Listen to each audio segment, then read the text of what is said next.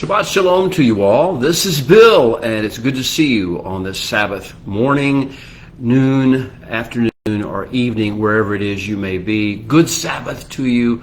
Shabbat Shalom. We are here to discuss what in the world is going on at Mount Sinai. Every year at this time we go back through this venue in the desert.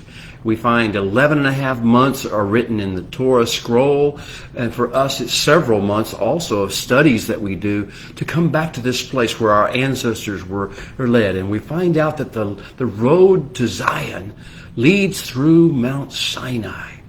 And the adventures with Messiah lead through the adventures of the Hebrew people at Sinai, in the wilderness, and in Eretz Yisrael, the land of the forefathers, the land of the covenant, the land of holiness.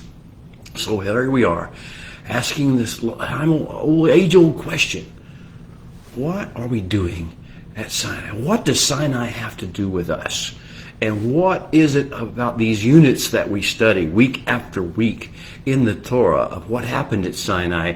What is that supposed to do to us? How are we supposed to be changed? How are we supposed to be educated, informed, inspired, empowered, guided by what took place at Sinai? Welcome to the adventures of Sinai. This is the Torah study for the year 5785 from creation. The series is entitled Walking in the Light, and you've come here to episode number 20 in the Walking in the Light series. This is the Sinai adventure, and this is right in the middle of it at Parsha Tetzevah, the 20th Parsha of Torah. This is from Exodus 27, verse 20, to chapter 30, verse 10. And if we have problems with sound again today, please let me know. Otherwise, just let me know you're with us and that you can hear me and that we're enjoying this Sabbath day together. Any comments, questions, concerns you might have, please let me know. So, Walking in the Light, episode 20. Our theme is clear. We're trying to find the light. And then not only find the light, find the truth, find the wisdom, find the guidance of life from the Creator, but actually begin to walk in it, to walk with Him in it, to follow Him into it, into the light, walking in the light. And the subtitle that I've given this series is Discovering the Secret Wisdom Encoded in Torah's Timeless Stories. Torah is such a beautiful book. It is a storybook given to us by the Creator Himself. He has ordained that He would write some of the stories and that Moshe would write some of the stories. But as these stories unfold, we find out who we are, why we're here, who He is, how we're supposed to relate to Him, and what our responsibility is on the face of the earth, both to the land, to the Eretz, to the Eretz realm, and to mankind and other species of creation. So welcome to the stories of Camp Sinai. I've called it the basic training camp for special forces of the King of the Universe. We are learning at this desert venue to become His Segula, His special treasure people that He puts in a snow globe and puts out on display for the entire world to see and respond to. The nations that rage, the peoples that imagine a vain thing, He exposes us to them. He sets a table for us in the presence of those who may wish to call themselves and think of themselves as our enemies. We are His Segula. That is a special treasure and a special honor. It also carries heavy responsibility. We're not just an Am Segillah, though. We're called to be a kingdom of priests, a Mamleket Kohanim. That means we're supposed to be a royal emissary group, a group that comes into His courts and knows His protocols and knows how to behave themselves and absorb the holiness of His courts and His kingdom throne room, and to carry that back and then represent Him and be His ambassadors and emissaries to the nations of the world and the peoples of the world who need healing and restoration and clarification of life and the reason for it. And we're also supposed to be, as addition to the Am Segillah and the kingdom of priests, we're also to be the Goy Kadosh, the nation that exudes, first embraces and absorbs, and then exudes and carries into the world Kedusha, the energy that fuels the 4 living creatures and the 24 elders and the seraphim and the cherubim of the heavenly realm, of the Hashemayim realm, bringing the throne room Kedusha energy into the earth. That's who we're supposed to be. This Camp Sinai is our basic training center to learn how to be that and do that. And the secret of this place, and the secret and the key to our mission success on earth, it's a heavy mission. The secret to our mission success is Creator speak. The very words, the very instruction, the sound of the voice of the Creator of the universe. That's what set everything in motion in Genesis 1, 2, and 3, that and beyond. And that is what is going to set us in motion and synergize us and catalyze us into becoming who we're created to be. Well, let's do a quick general review of what we've seen so far from Torah. Very quick. The Creator of the universe, and yes, there is a Creator of the universe, and He has a grand plan, and that He is implementing that grand plan in a strategic time and a strategic manner, as He promised He would do to Abraham centuries before the recent events we've been reading about. He has just recently redeemed his progeny, his seed, Abraham's seed, from bondage, from cruel bondage in Egypt. We've seen that take place over the past few weeks. We've seen that we're out of Egypt, but now what? What lies in store for us? Why did He redeem us from Egypt? For what purpose? For what mission? And we're beginning to find that out. So more recently, the Creator of the universe brought us to Mount Sinai, Camp Sinai, the wilderness camp of training and guidance. And He brought us here, and He appeared to us en masse, all of our people and all the mixed multitude who had come with us out of Egypt to this place. He appeared en masse for the first time in history. He appeared on Mount Sinai. He descended out of the heavenly realm, out of the Hashemayim realm, into the Haaretz realm, and He made a portal of entry at Mount Sinai here. And He wants to perpetuate that. We'll talk more about that. That's the Mishkan discourse and His whole plan of the tabernacle being built here to perpetuate what He's done on Mount Sinai. So He brought us to Mount Sinai. He appeared to us en masse, and when He was appeared to us, He betrothed Himself to us as a bride people, as an Am Segula, as a Mamlaket Kohanim, and as a Goy Kadosh. All the things we said He called us to do, He called us to do, and betrothed us to Himself to do these things as a bride people at Sinai. And now we're here. We're in it now. Now we have heard His voice, and we can't unhear it. It has changed us. It has worked its ways in us. It has awakened things in us. It is calling for things from us. And what are we supposed to do now? How do we respond to such a great King, a great God, a great beloved, a great bridegroom King? We have now entered an 11-month season of finding that out, and I call it Wilderness Camp Sinai. So the bigger question is, what role are the adventures we're having at Sinai and the messages He's giving us in Creator Speak at Sinai? What role are these designed to play in the greater plan, the plan to redeem mankind as a species, bloodline by bloodline, household by household, community by community, family by family, as many as will come to the sound of His voice, and to restore all of the ecosystem of creation to its original intended state. Oh, beauty, Edenic beauty, fruitfulness, shalom, harmonious interaction. Where do the things that we're learning about at Sinai, where do they fit into this grand master plan? Well, think about it. We've got a big question to ask, a real issue in the world. What is this Sinai unit of Torah?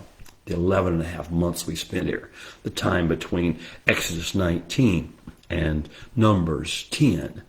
This whole series of most of the Torah is built around what happened at Mount Sinai. What is this long Sinai unit of Torah really all about? What is its purpose in the greater scheme?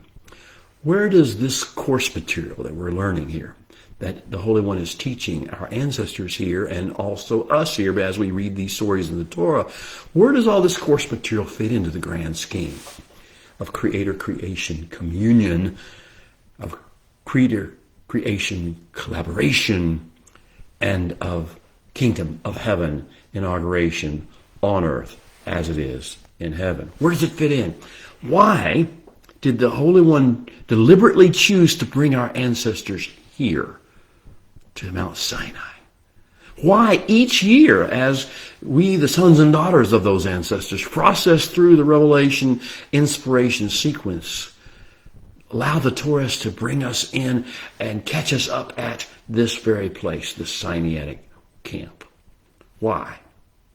Why did the Creator take such pains to make sure that we know the road to Mount Zion and our meeting with and service of Messiah leads through Mount Sinai and the intense basic training exercises that we underwent here at this location? You see, these why questions are not just musings. These why questions are the ultimate elephant in the room for the three major religions in the world. If the major religions of the world could either choose to live in the Sinai adventure or dispose of and discard the Sinai adventure, then they would be happy. But let's discuss how the three main major religions of the world view the Sinai download and adventure series, the training season. Judaism, and my family comes from this tradition, and this is this idea that they approach, many approach the Torah, this revelation stream, particularly at the Sinai experience, as the ultimate objective and mandate of man upon the earth. The highest call of humankind upon the earth is to follow the Torah. That's the Judaism approach. And there have been some additions and modifications to that, but with regard to the revelation of Mount Sinai, that's basically it. This is it. This is the ultimate. This is the objective, the mandate. That's Judaism, historically. Now, historical Christianity takes a little different view. They say, oh my gosh, this was a horrible mistake. A foolish God who's had to be corrected by his son to come along with a better way. A son who was part human and had a little more empathy with humankind had to come along and teach the Father God that this is nonsense, that this shouldn't have ever happened, and he has a better way. And that's what the traditional viewpoint of modern Christianity, at least, has been. And Torah, at best, is just an inferior a proposal, a temporary phase until we got to the critical, beautiful law of belief and sacrament of church and of baptism and belief. And that's the idea of Christianity. Judaism has its idea, this is it. Christianity says this is definitely not it, was never it, should have never been it, has nothing to do with us. And then Islam, the third of the major religions. What's his position on the Torah?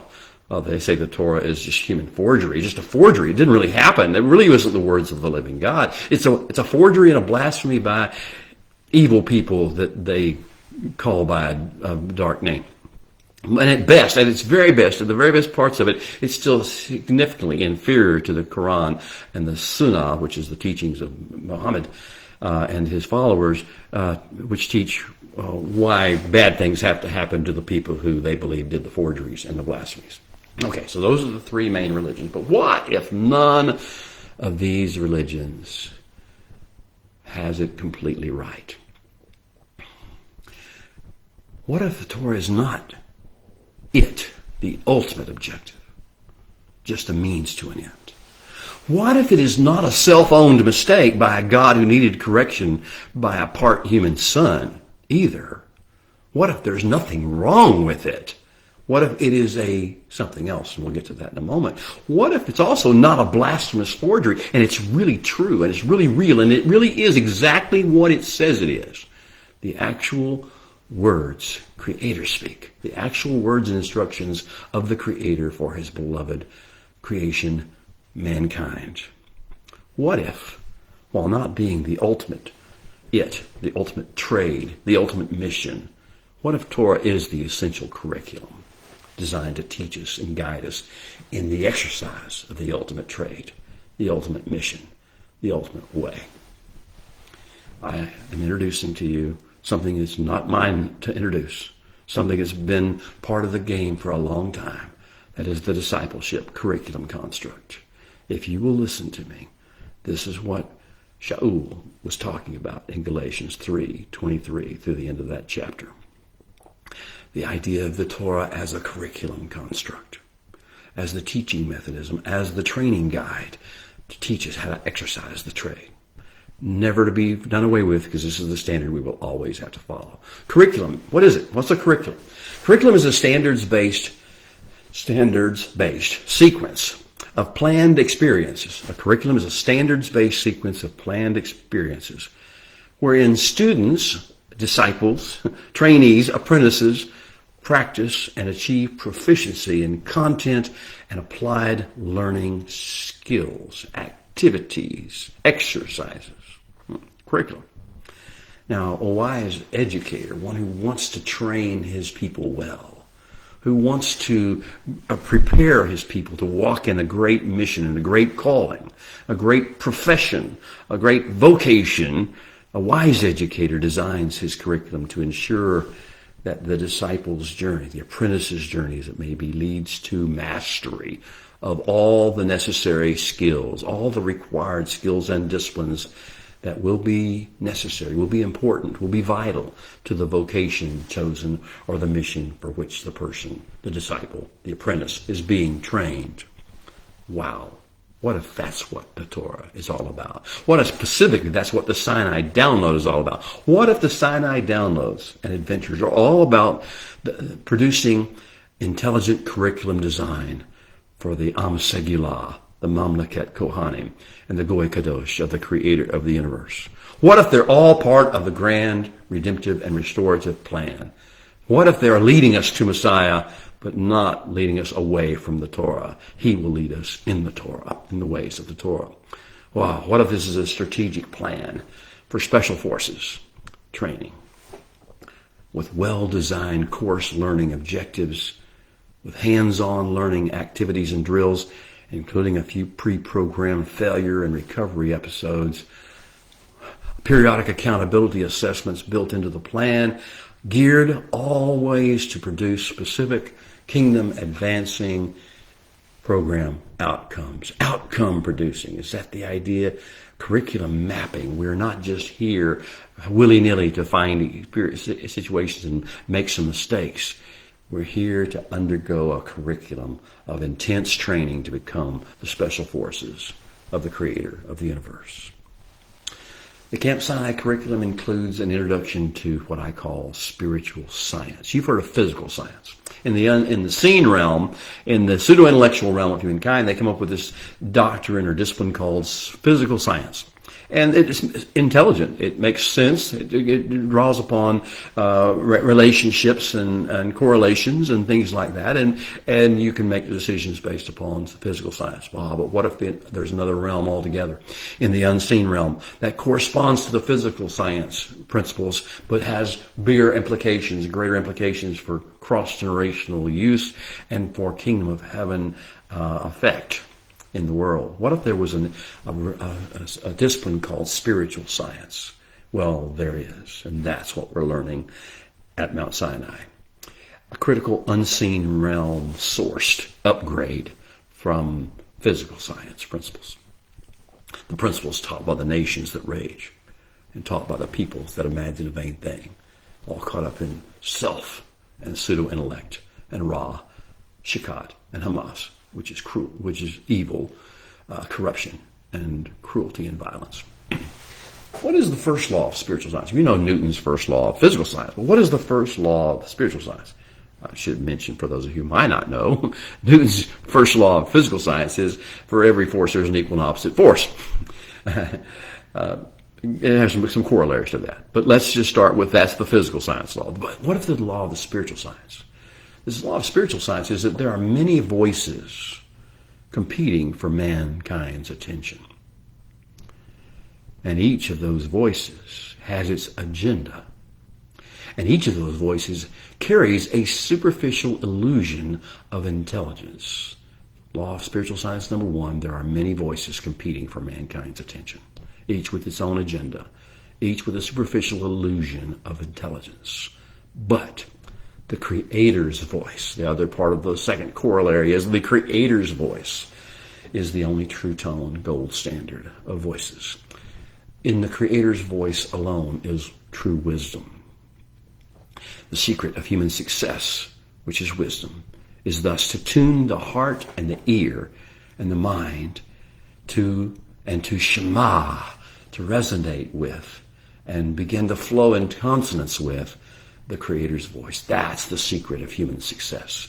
That's the secret to accomplishing our mission. That's the secret. That's the ultimate goal of Mount Sinai and every other facet of Torah. The secret of human success is to tune the ear, the heart, and the mind to, and cause us to shema and resonate with and resound with the Creator's voice.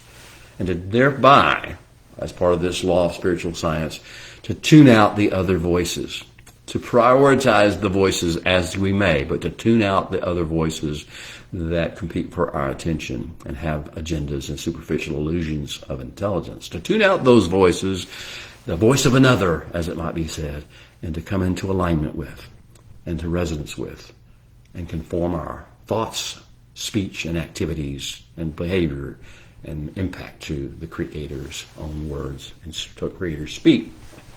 That's the first law of spiritual science. But there's a second law of spiritual science we learned in Parsha Yitro, and that is that there are 10, are you listening to me now? There are 10 primary areas of human experience that have been corrupted by Ra, evil, Shekat, corruption, and Hamas, cruelty and violence. 10 primary areas of our human experience that have been corrupted by these things since the fall. And each of these 10 requires intervention from heaven earthward. Intervention from heaven earthward and the application of the healing balm of this beautiful Creator speak we're learning at Sinai. And the Kedusha energy of tikkun, of healing, of restoration, of repair that the Creator speak we're learning at Sinai carries. 10 primary areas of human experience that have been corrupted. And they require intervention from on high, an application of the healing balm of Creator speak. I'm not going to go through the details of those 10 areas of human life, but they're mentioned to you in chapter 20 of the book of Exodus. That is the Creator's download, calling us to have, and I call it skipping stones. There are 10 skips. He throws the stone from heaven into the waters of the earth, and they're in the waters of human life. And there are 10 skips where that stone skips along the water. And those send out ripples. And the idea of the Torah is to be the skipping stones and setting the touching of the earth atmosphere and the human response. And Messiah is here to guide the ripples that come out from those things and carry it into its fullest effect. Third law of spiritual science came from Parsha Mishpatim. For every problematic situation that fallen men have created, for every corruption of the 10 areas of men's souls that we've talked about, the Holy One provides a pathway of light that leads to redemption and restoration. A pathway of light that leads to redemption and restoration for every problematic situation fallen men create and every corrupted area of our hard drive of mankind that is mentioned in the 10 words of Exodus chapter 20. Wow. Another law of spiritual science is that we're going to encounter this week in Parsha Tetzevah is that each substance and each place, each furnishing and each object and each tool and each person and each garment, everything that the Holy One mentions in the Mishkan discourse, in the tabernacle discussions that he has with Moshe, every one of those elements he directs us to build upon earth and incorporate into and form the basis of service in the earthly Mishkan. Every one of those things corresponds to an eternal reality related to Messiah. He carries the ripples. He takes care of the ripples if we'll take care of the stones, responding to the stones. So every one of those substances, every element of the tabernacle, everything we've read about, every furnishing, every garment, everything, every activity that is referenced in the Mishkan discourse as happening in this earthly tabernacle is an eternal reality related to Messiah that he performs in the other realm, the unseen realm, in the heavenly courts, in the chambers, in the throne room of the Hashemayim realm. And in addition, each of these elements of the Mishkan, the tabernacle that he's discussing, covers another thing. It covers a relationship building discipline training program of interface, of creature communion and collaboration.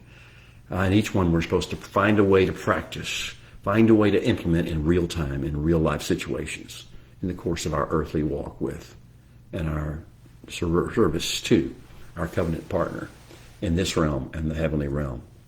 So, now whatever you believe, whichever form of religion or idea you may take, or previously have believed in about the tabernacle and the whole issue of the Sinaitic download, whatever you believe about that, the Mishkan Discourse, the Tabernacle Download, is now in the Bible, and it is on the Bama. It's on the table for discussion.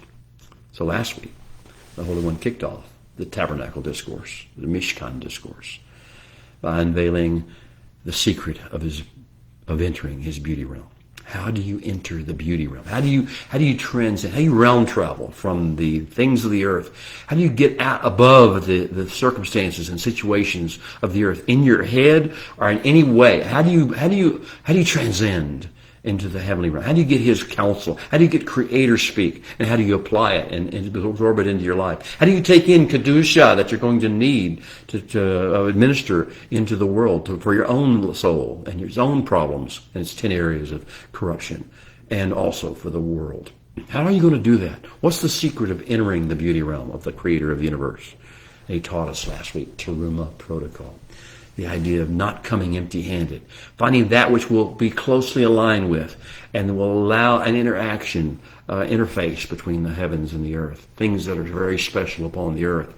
And so these are the things he gave us, the 15 things he told us to bring that have very close frequency and substance to the things of the unseen heavenly realm. So we learned that the doors and gates of the heavenlies only open up to those who have a good eye and a willing heart, who long to make the ascent and who long to do so according to protocol, who have invested in the vision. That's the Teruma Protocol. And then after giving us the Teruma Protocol last week in Teruma, he gave us the quick first look around at the rooms and furnishings and workstations of the heavenly throne room and courts that we're supposed to reproduce on earth. And he said, build these things for me on earth. Out of these 15 elements, build them this according to the pattern that I showed you and showed Moshe on the mountain. Build it and let it serve as a mikdash, as a conduit of Kedusha energy, as a place of interface where there's a flowing back and forth between the heavens and the earth, and energy and substance flows from the heavens into your life through your life into the world. Build it as a mikdash, so that I may dwell, abide, reside, stay in your midst, among you, upon you, within you, around you, that we may walk together in the light. Wow. Well, last week we learned the Teruma and Asaying building protocols. The tent maker's dream was given to us. He gave us blueprints and specs and materials sheets and listings and sequencing of events, and it blew our minds. They hadn't seen this much detail since Noah was told how to build the ark. This is that important. It really is. Well, we've learned the practical physicality of what it takes for divine abiding. If he's going to shakan, if he's going to dwell in our midst, if he's going to walk with us, if we're going to be empowered from on high as opposed to earthly things and religion, if we're going to have actual empowerment from the creator of the universe through creator speak, how are we going to do this? He's got us a plan. He's going to get us ready with and familiar with and acclimated to his presence and at home with his majesty and energized by the beauty of his beauty realm. The material list, the batch of blueprints, the foundational structural elements were all given last week. That was then. This is now. In Parsha Tetzevah this week, Exodus 27:20 through 30:10, we find something new. The beautiful people doing beautiful things part of the vision. There are beyond the veil. When you look beyond the veil, when you transcend, and you begin to see in the heavenlies and begin to correspond what's in the heavenlies with what we are supposed to do on the earth, we see beautiful people in the heavenlies doing beautiful things. And we see that we're supposed to be having beautiful people on the earth doing beautiful things as well. Once we build the Mikdash, make our Mishkan, our tabernacle, who will serve there? What will they do there? That's the secret of Parshat Tetzevah, what we'll learn this week in our studies and discussions. So there are basically some verbs that we'll get to that you need to know. And I'm going to talk about these various different action words from the Hebrew language, some in a moment. And these 5 action words of the Hebrew language are all designed to help us attach, align, dock, interface with the Kedusha realm of heaven. If we get these 5 action verbs living, active and flowing and empowered in our life, then we will attach Kedusha. Kedusha will attach to us. And we will find not only the Kedusha attachment, but fruit will flow from that. There should be proof of our contact, of our attachment to Kedusha, of our shema'ing the voice of the Holy One and hearing his words of life. The attachment of Kedusha. There will be types and levels of selfless service that are evidence, that are perfect evidence, that are incontradictory evidence of legitimate Kedusha attachment. Let's get our call to worship. Take a deep breath. Let's sing our Baraku, the blessing before reading from the Torah as we embark on the adventures of Parshat Tetzaveh. Sing with me if you know the song. Baku et Adonai Hamborak. Baruch Adonai Hamborak Leolam Vaed. Baruch Ata Adonai Eloheinu Melech HaOlam Asher Bakar Banu Mikol Ha'amin V'natan lanu et Torato.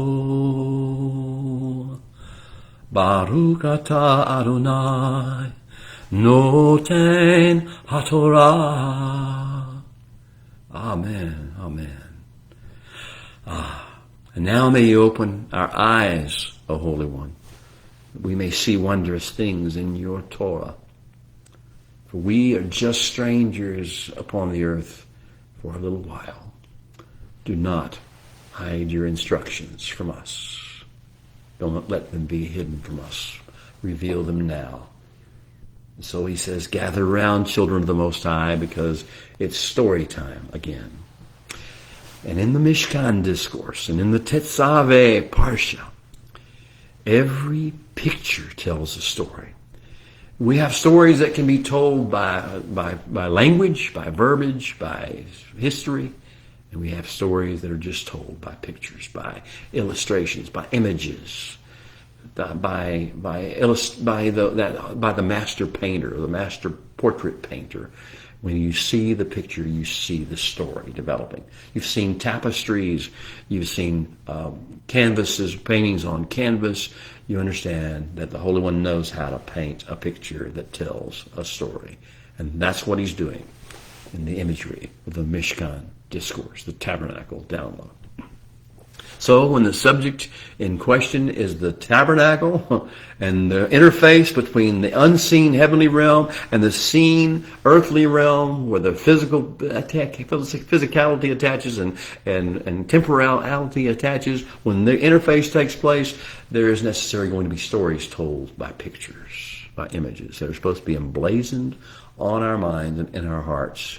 And we find a way to take the story, even if we can't actually have the picture. We remind ourselves of it.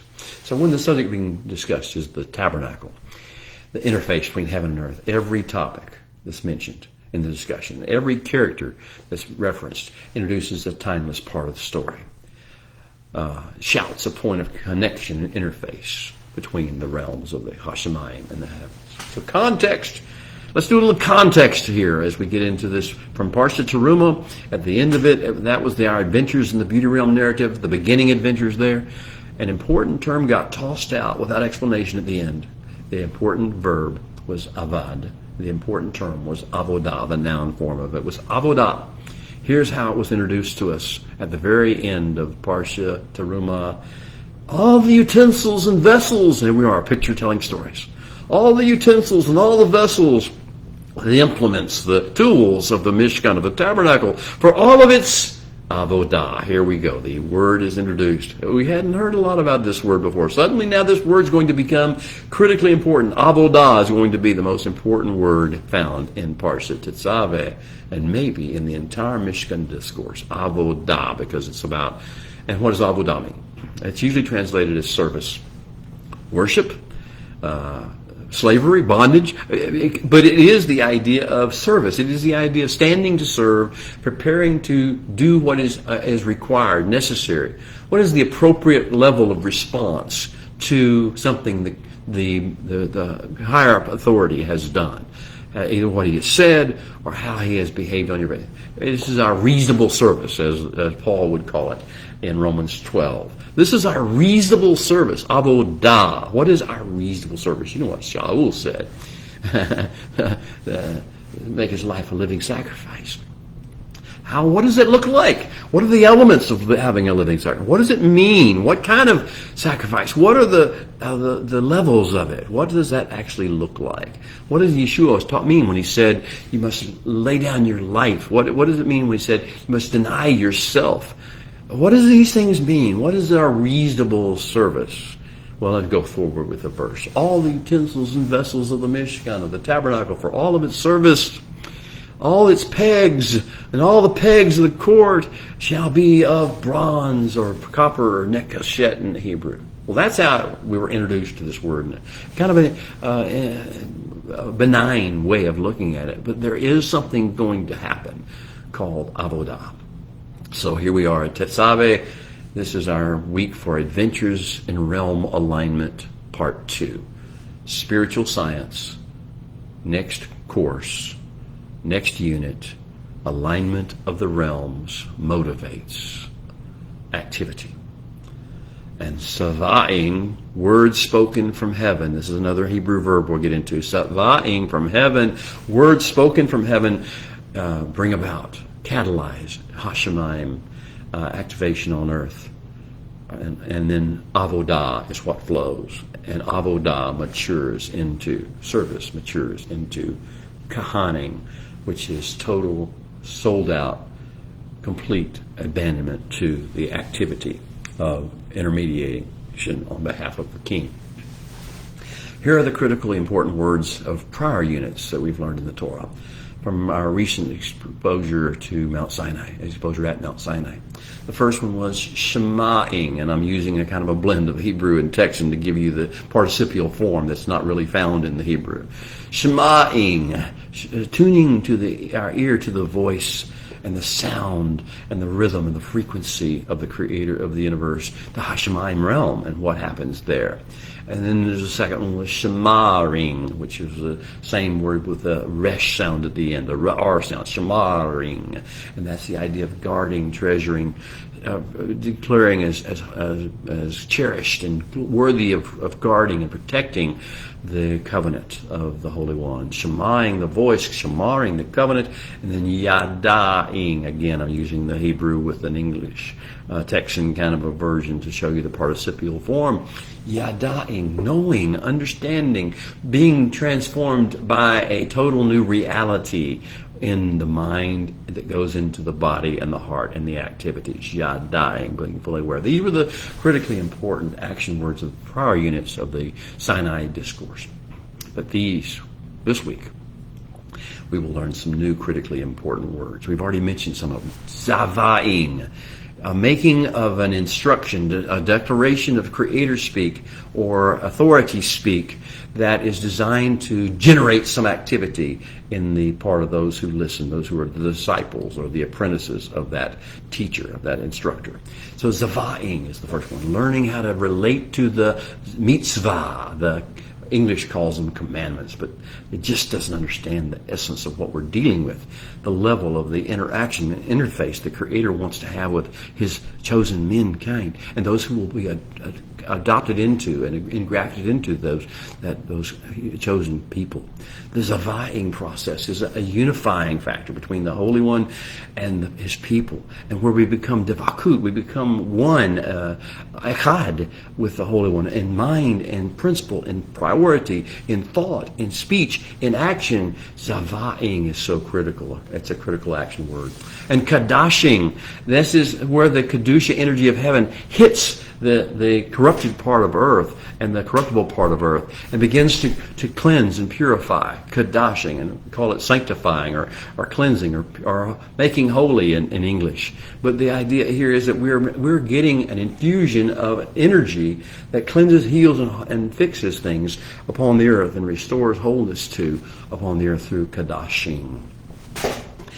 Okay, and then the third of the critically important action words of this unit of Tetzevah is abiding or avodah. The closest participial form is a noun, which would be avodah in the Hebrew, and we've learned about this. It is the kind of responsiveness to the Creator and His goodness and what He has done on our behalf that is our reasonable service to Him, our reasonable response to His goodness. And then we have the next one, which as you practice abiding or avodah, as you practice making your reasonable response to the goodness and activities and callings of the Holy One, then you begin to dedicate more and more of your life, and it turns into kahaning.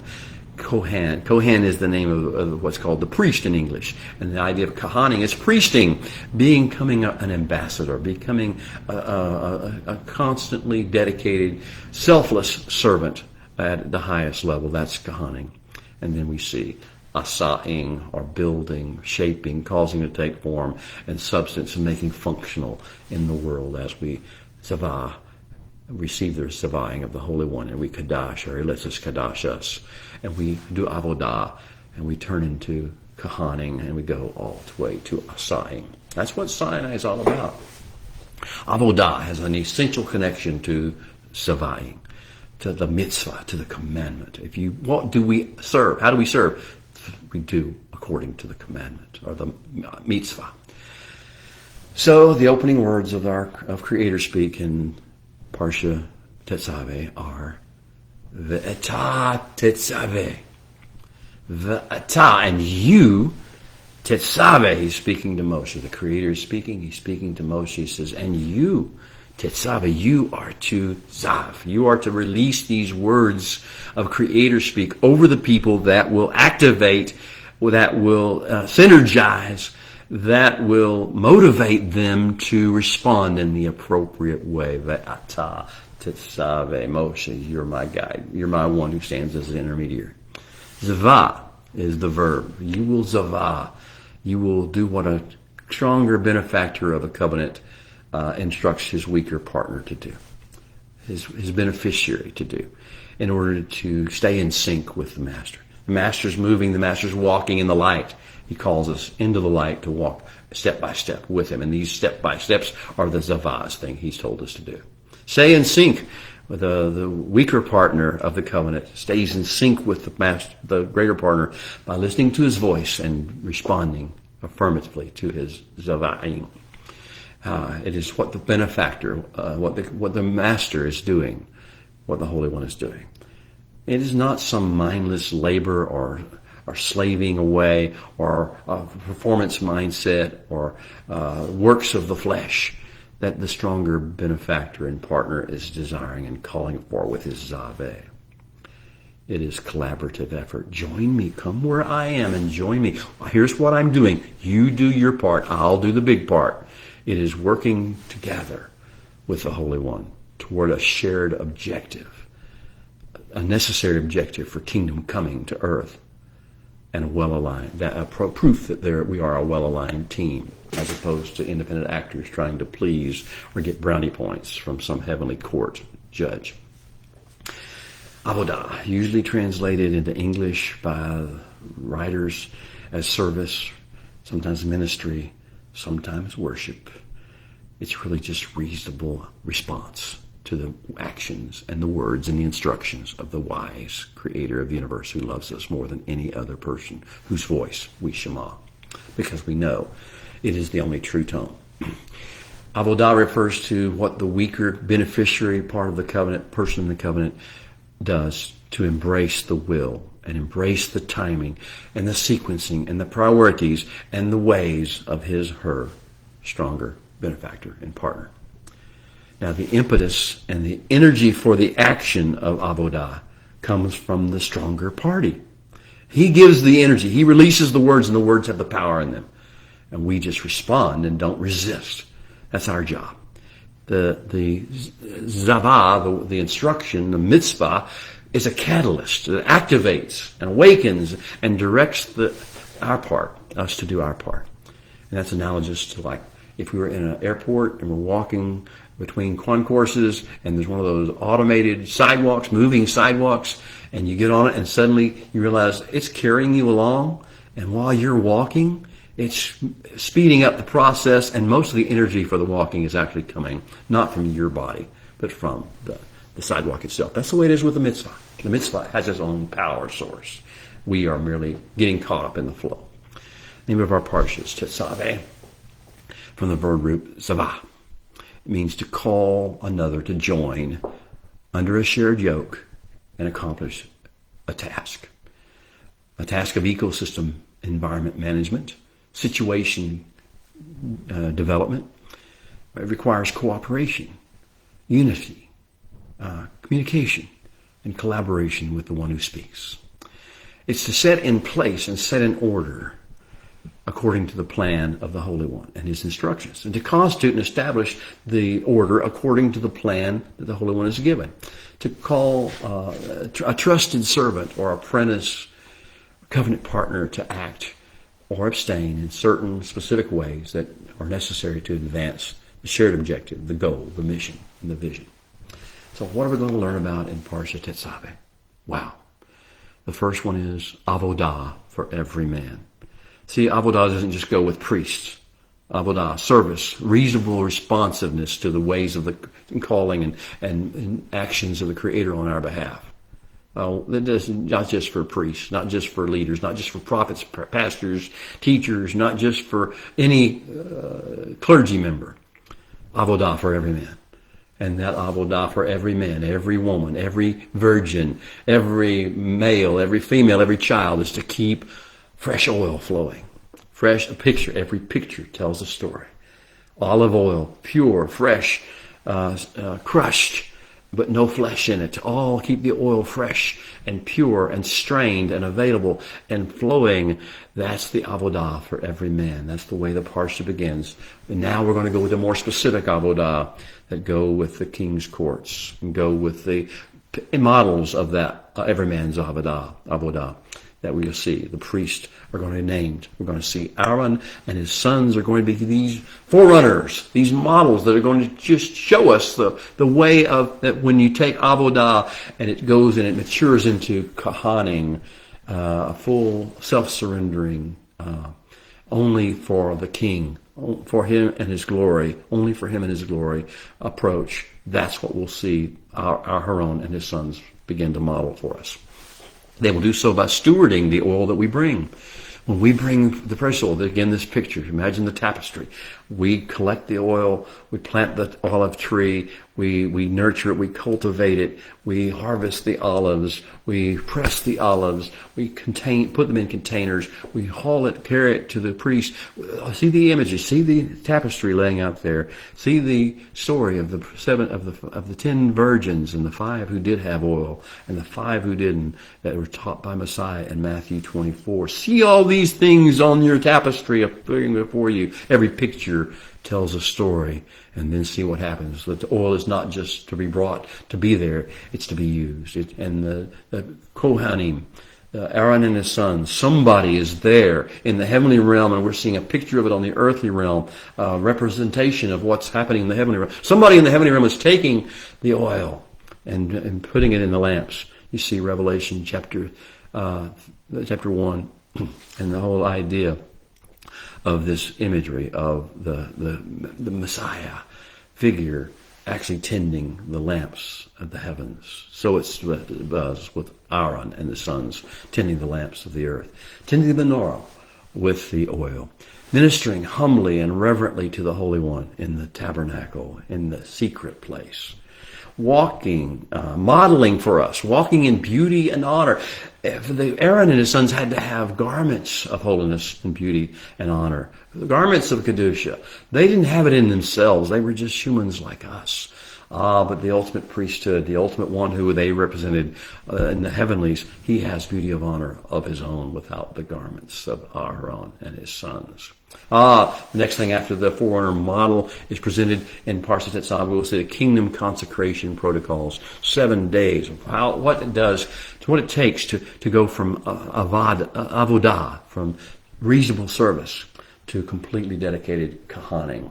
And we see what is called for then, once you get to a place of surrendering to the Holy One, of Erev Beboker Avodah, services morning, evening, and morning and evening, the complete surrender of 2 lambs, or the picture that's drawn for us, two elements of physical earth that are presented to the Holy One and surrendered. So this is us. So, and then the corresponding grain and the olive oil that comes with that, and the corresponding drink offering or nesach that is poured out with the grain and with the olive oil on the lamb as it burns morning and evening, and the pleasing, fragrant aroma that comes forth from that level of avodah. It's actually called Isha La'Adonai, translated many times as fire unto the Holy One, or by fire to the Holy One. But what it really says, Isha La'Adonai, is as a bride, as a wife, as the servant of the Holy One in the most intimate form. And then we see the promise of the King's presence. The Holy One speaks again. He says, I'm going to Kadash. I'm going to bring the holiness of energy of heaven into the Ohel Moed, the tent of meeting, where we meet together. I will bring the holiness. You don't bring the holiness. I bring it. You just receive it and embrace it. I will Kadash the altar, he says. I will make holy the altar with my holiness from heaven, the altar of brazen sacrifice. And I will Kadash, I will make holy Aaron and his sons. They're not holy in themselves. I will make them holy by my presence and my touch. And they will receive my Kadasha. That's the Holy One speaking about what he's going to do. He promises, I will Kadash the Ohel Moed, the tent of meeting. I will Kadash the altar. I will Kadash Aaron and his sons. And I will dwell then with Bnei Israel, in Bnei Israel, on Bnei Israel. And I will be their God. This communion, this conversation, this cohabitation will take place between the Creator of the universe. Heaven will touch earth. They will align. There will be a transcendence back and forth. There will be transfer. There will be transportation back and forth. The heavens will come to the earth, and the earth will release its darkness, its Rosh, Rakat, and Hamas, and take on the beautiness of the heavenly download. And then finally, the last promise of chapter 29, verse 46, and they will yada, they will know, they will be changed by a new reality, the old reality, the real reality that I, the Holy One says, am Adonai, and I am their God, their creator, their sustainer, their covenant partner, their redeemer. I am everything to them. And these other voices that are trying to compete for their attention and their affection are not to be listened to. And finally, the last part of Parsha Tetzaveh will be the introduction of one more picture that tells a story. One more furnishing of the tabernacle, as we read about it in the Torah scroll. And one more picture that tells a story, and this is the golden altar of incense that is to be built. We're given a blueprint for it in chapter 30, verses 1 through 6, and then we're told what avodah is appropriate on it in chapter 30, verses 7 through 10. The introduction of the golden altar of incense, and the pleasing fragrant aroma, and the cloud covering that arises in the holiest of holy places. This is the last one that's introduced to us as the avodah protocols of the Kohan. Once you learn avodah and you learn kahanim, then you're able to bring a pleasing fragrant aroma and a cloud of his presence into the world. Well, let's talk a little bit for the last few minutes we have about the mitzvah initiative. the idea of synergizing, energizing, activating, awakening on earth the ability of humankind to respond appropriately to the heavenly interaction. What it looks like, what on earth as it is in heaven looks like, one mitzvah at a time. As we said at the beginning of this parsha, the first verse, the first lines are V'ata Tetzevah et bnei Israel, and you are to speak zav. You are to give this zva into the children, the seed of Israel. And you are to zavah them and to enjoin them and to call them to join with me, to set in place something, to establish an order in something, to give the steps to accomplish something, to build a relationship, to bring about a kedusha, kadashing protocol that will cause us to go to avodah and cause us to go into kahaning and cause us to go into, therefore, asaying, building these things into the world. Alert, we are stepping off into something that we haven't had a lot of experience with. We're going to be novices at responding to zaveh, to mitzvot, to instructions that are designed to make us join with him. But where have we seen this word before? It's not the first time we've seen zavahing or mitzvah or zavah in Torah. Where has this action been shown to us, been modeled for us before in the Torah? Where is this in Genesis? Oh, it's in Genesis. Where have we seen this before? Where have we seen this spiritual practice before? Shadows of Eden arising. The first instance we saw zavahing mentioned is in Genesis 2, verses 16 through 17. The first mitzvah of the Torah given to any human being in the garden before the fall, before there was a need to earn God's pleasure or earn somehow brownie points with him or a sense that we needed to correct anything that was wrong. Before all that, as part of the God-man relationship, from the very beginning, the Holy One zavad in the man, saying, of every tree of the garden, freely eat. Freely eat. This is what a zavah. We're empowered to freely eat all the tree of every tree of the garden, Adam was. But careful now. Of the tree of the knowledge of tov v'ra, of evil and good, as they're read in English, but good being that which is going to produce the fruit of the kingdom, and ra being that which is going to produce the fruit of self-will. Of the fruit, knowledge of the fruit, or the tree of the knowledge of good and evil, you are not to eat. This is the first zavah. And this was brought into this whole theme of zavahing, mitzvah, commandment as we English calls it, was brought into the Abrahamic experience in covenant in Genesis 18, 19, and 21:4. He gave Abraham these zavah instructions to activate, to energize, and to call forth a response from Abraham. That's what zavahing does. But in each case, in the garden and with Abraham, there was a strong pre-existing relationship between the speaker and the hearer, between Adam and the Holy One, between Avram and the Holy One. Before this mitzvah was given, the mitzvah was not the way to the relationship. It was because of the relationship and the responsiveness to the relationship that we had, the mitzvah. So the mitzvah becomes words with legs and energy, like the automated walkway in the airport. Words with legs and energy, directives to do actions with but empowered by the master, the creator. It's all about activation. Are you feeling activated? Are you feeling awakened? Are you understanding that you've been called and are being assigned a great mission? Are you willing? Are you desirous of entering into that call, of following that call, and of walking in the light with the creator of the universe and beginning this covenant relationship where he speaks and gives direction and we follow that direction, not because we want to earn some pleasure or some reward, because he is everything to us and his words are the only true tone, the only source of real guidance to help us through this world. Savah is about causing us to become who we're created to be and do what we're created to do. Now, I want to go along a little bit before we complete. Let's just read a little bit of that first line. After it says, Va'ata tetzaveh et bnei Israel, you are to tzavah, to bring this inspiration and activation and awakening to bnei Israel. Vayiku elecha, that he may take for you, that Israel may take for you, shemen, zait zach katit lamaor, pure oil of pressed olives, for the light emanator, the light reflector, the source of light in the world. This is all about light and walking in the light.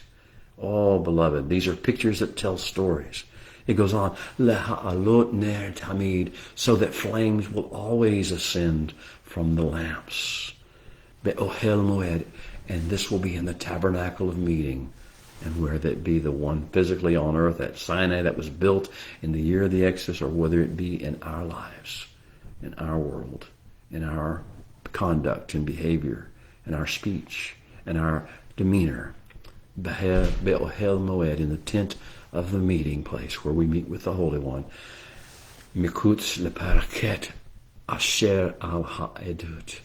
It will be outside the veil, beyond the veil, which is in front of and bears the testimony. Well, beloved, it's time for me to leave you. I pray you've been able to hear me. I pray you've been able to hear more than me. I pray that in all the words that have been spoken and all the communication that's been had, that what you will really be hearing is the voice of the Almighty Himself. You can tune out anything that comes out of my flesh. But please do not tune out what has come to you from the voice of the Creator Himself. He's calling you. He says, come, my child. Come, my son. Come, my daughter. Come, my precious one. Let's do this together. We have so much to do. Amen. Shabbat shalom, everyone. We'll see you next week.